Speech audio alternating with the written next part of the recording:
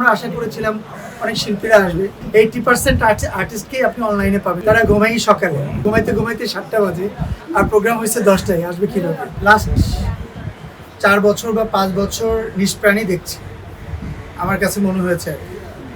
Because করোনার আগে মোটামুটি চলচ্চিত্রের মানুষের যে ভালো লাগা, ভালোবাসা এবং এটা নিয়ে স্বপ্ন, অনেকেই আমরা যখন একটা প্রোগ্রাম হতো অনেকেই আসতাম।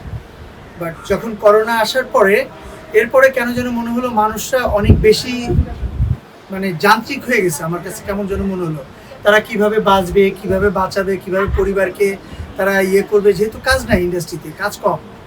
হাতে গোনা আমরা কয়েকজন হয়তো বা কাজ করতেছি, কিন্তু কাজ কিন্তু ইন্ডাস্ট্রিতে নাই। তা সেক্ষেত্রে এরপরে আসলো যেটা, সেটা হচ্ছে যে এই 5 তারিখ, 5ই আগস্টের পরে তো একদমই অবস্থা খুব খারাপ হলো, ভঙ্গুর অবস্থা হয়ে গেল। বিকজ আমাদের যে আর্টিস্টরা যারা ছিল তারা সবাই একটু ইরেগুলার হয়ে গেল। আর আমাদের অনেক আর্টিস্ট যারা আসলে চলচ্চিত্র প্রেমী, যারা চলচ্চিত্রের সাথে অতপ্রতভাবেও জড়িত, তারা কিন্তু অনেকেই দেশে নাই। আর দেশে যারা আছে তাদের কাছে তখনই ভালো লাগায় কাজ করবে যখন সেখানে সে কাজ করবে আর কি। এখানে আমাদের রুটি রুজি আমি তো তখনই মনে করব যখন এখানে আমার ভালোবাসাটা থাকবে।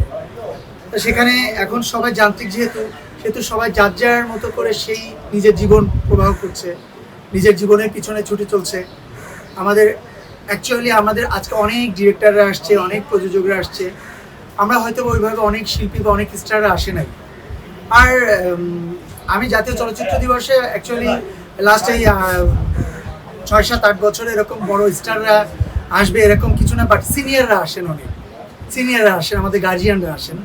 সেটাও আজকেও এসেছে কয়েকজন, বাট ওইভাবে তুলনামূলক তো আমাদের অনেক সিনিয়র হাতে গোনা আছে কয়েকজন। তার ভিতরেও আবার আমাদের একই দলে 2-3 ভাগ, সব কিছু মিলিয়ে আসলে সবাই একসাথে হয়ে ওঠা হয়নি আজকে।